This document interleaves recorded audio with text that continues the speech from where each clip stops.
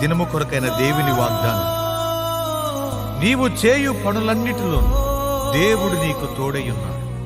ఆది కాండము 21వ అధ్యాయము 22వ వచనం.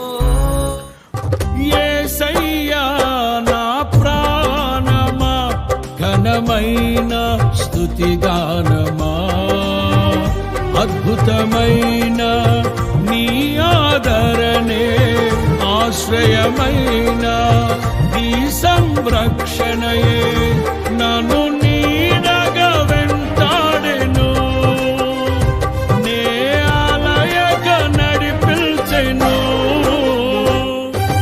నా జీవమా, నా స్తోత్రమా, నీకే ఆరాధన. నా స్నేహము సంక్షేమము నీవే ఆరాధ్యుడా.